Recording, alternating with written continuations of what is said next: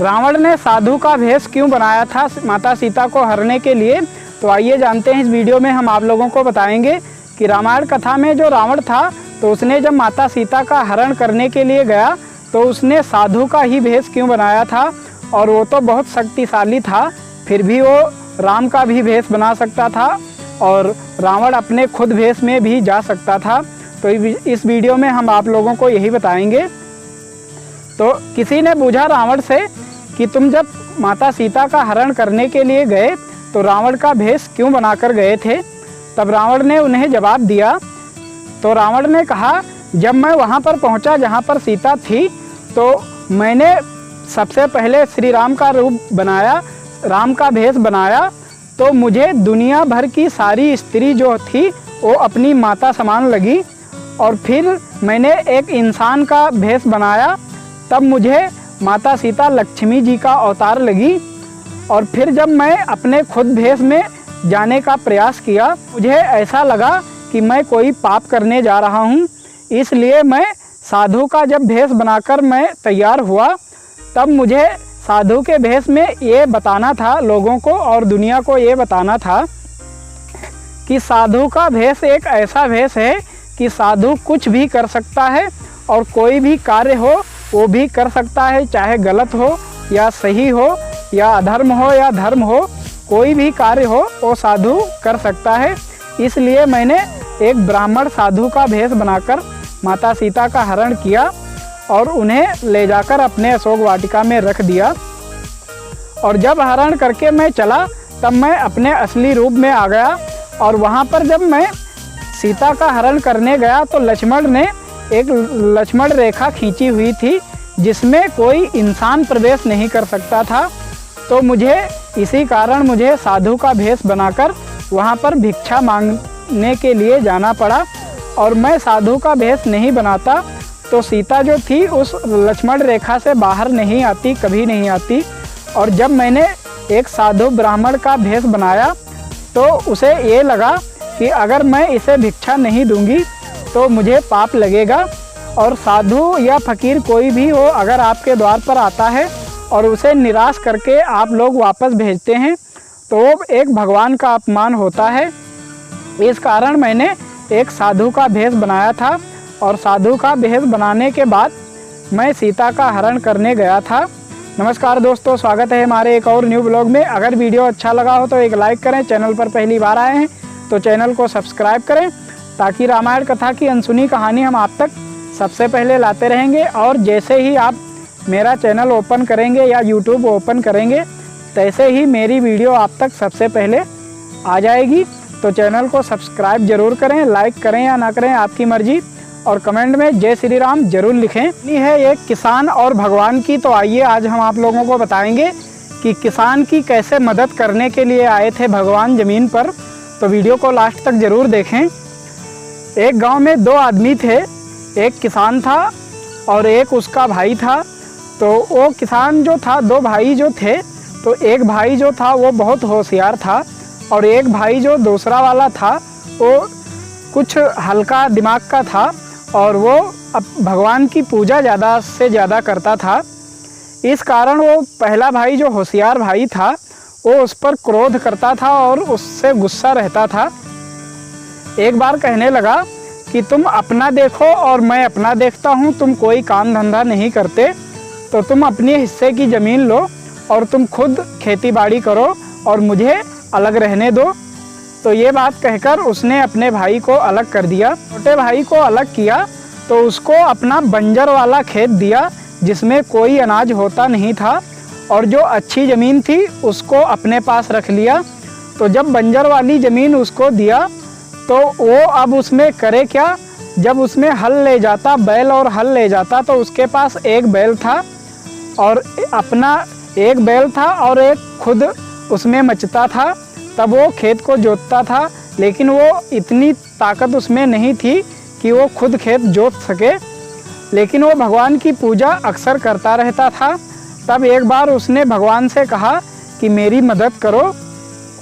तब भगवान खुद आए धरती पर और एक मानव के रूप में, एक इंसान के रूप में उसके घर गए और कहने लगे मुझे काम की ज़रूरत है, मुझे नौकरी की ज़रूरत है, तो मुझे अपने यहाँ नौकरी पर रख लो।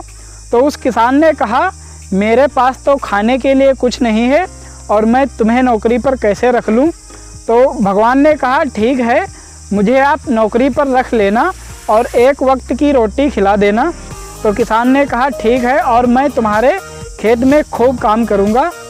तो एक लंग वो अपने बैल को जोड़ता और दूसरी लंग भगवान को जोड़ता और अपना हल पकड़कर वो खेत जोतता। फिर खेत जोतते जोतते उसे अचानक भूख लगी, तो उसने भगवान से कहा, तुम यहीं पर ठहरो और मैं रोटी लेकर आता हूँ, कुछ खाने के लिए लाता हूँ। और वो अपने घर चला गया। घर जाने के बाद भगवान ने क्या किया, अपनी बांसुरी से बजाई और कई हल उस खेत में चलने लगे। जब कई हल चलने लगे, हल चलते चलते उस पूरे खेत को जोत दिया। जोतने के बाद वो बंजर सी ज़मीन उपजाऊ ज़मीन हो गई। और फिर वो जो भगवान बने किसान थे वो वहीं पर बैठे थे। तो जब उस किसान ने रोटी लेकर आया और देखा मेरा पूरा खेत जोता हुआ पड़ा है और एक अच्छी ज़मीन की तरह पड़ा है, तब किसान ने भगवान से पूछा, तुमने ये कैसे किया। तो उन्होंने कहा, मैंने अपने हाथों से ये जोता है। और वो किसान बहुत खुश हुआ। फिर जब वो ज़मीन जोतकर भगवान चले गए उस रात, और फिर उसके पास उसमें बोने के लिए धान नहीं थे, तब भगवान फिर एक इंसान के रूप में आए और उन्हें कुछ पैसे दिए और कहने लगे, तुम ये धान लेकर आओ इन पैसों से और इसमें बो दो और फिर तुम्हारे खाने के लिए हो जाएंगे। और वो पैसे देकर वो भगवान फिर चले गए और उन्होंने अपना पता बताया कि मैं द्वारिका से आया हूँ। तो जब द्वारिका से आया हूँ ये पता बताया, तो किसान ने कहा, ठीक है, जब मेरे पास पैसे होंगे तब मैं आपको लौटा दूँगा। लौटाने के बाद वो किसान उन्हीं पैसों से धान लाया और बोने लगा। बोकर उसकी फसल अच्छे से अच्छे तैयार हुई और फिर उन धान को काटकर उसने उन कुछ पैसे इकट्ठा किए। अब पैसे इकट्ठा किए तो भगवान ने अपना पता द्वारिका बताया था, तो वो द्वारिका की ओर चल पड़ा और कहने लगा, मुझे द्वारिका जाना है। जब रास्ते में किसी से पूछता और कहता मुझे द्वारिका जाना है, तो लोग उस पर हंसते और कहते, तुम द्वारिका कभी नहीं पहुंच पाओगे। तो वो उन पर क्रोध होता और फिर चल देता। चलते चलते आखिर में वो द्वारिका पहुंच ही गया। द्वारका पहुंचने के बाद उसने भगवान का नाम पूछा, क्योंकि भगवान ने उसे अपना नाम ठाकुर जी बताया था। तो अब वो जब उसमें नाम पूछता द्वारिका में कि ठाकुर जी का घर कहाँ है, तो लोग हंसते उस पर कि ठाकुर जी का घर नहीं है, मंदिर है।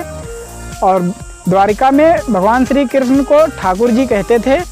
तो उन्होंने कहा मंदिर है। तो मंदिर में गया और देखा कि भगवान श्री कृष्ण की मूर्ति थी। और वहाँ पर पहुँचने के बाद उसने कहा कि ठाकुर जी, ये पैसे जो आपने मुझे दिए थे ये वापस ले लो, और मेरी अच्छी फसल हुई है तो मैं उसको काट कर बेच कर लाया हूँ। तब भगवान की मूर्ति से आँखों से आंसू निकल आए और वो मूर्ति बोली कि जाओ तुम अपना काम धाम अच्छी तरह से देखो और इन पैसों की मुझे नहीं तुम्हारे ज़रूरत है। नमस्कार दोस्तों, स्वागत है हमारे एक और न्यू ब्लॉग में। अगर वीडियो अच्छा लगा हो तो एक लाइक करें, चैनल पर पहली बार आए हैं तो चैनल को सब्सक्राइब करें, ताकि ऐसी ही कहानी हम आप तक सबसे पहले लाते रहेंगे। तो ये थी कहानी, किसान और भगवान की कहानी थी। तो इस वीडियो में हमने आप लोगों को बताया। अगर वीडियो अच्छा लगा हो तो लाइक ज़रूर करें, और चैनल पर पहली बार आए, हमारा वीडियो पहली बार देख रहे हैं तो चैनल को सब्सक्राइब भी कर लें, ताकि ऐसी ही कहानी हम आप तक सबसे पहले लाते रहेंगे। और वो जो दो भाई थे, तो उन दोनों भाइयों की शादी हो चुकी थी, और एक जो था तो एक बहुत ज़्यादा होशियार था। इस कारण उसने अपनी अच्छी ज़मीन ली, और जो कम होशियार था यानी कम बुद्धि का था उसको दे दिया बंजर ज़मीन। तो वो अब पति पत्नी उसमें करें क्या। तो जब अब एक तरफ अपना बैल जोड़ता और एक तरफ अपना खुद जोड़ता, और हल को अपनी पत्नी को पकड़ा देता और कहता इसे जोतो। तो अब वो तीन प्राणी जो थे उसमें क्या करें। तब एक रात सो गया और सपने में भगवान की मदद मांगी। तब भगवान उसकी मदद करने के लिए आए और भगवान ने उसे एक अच्छा खेत बनाकर दिया, जोत कर दिया।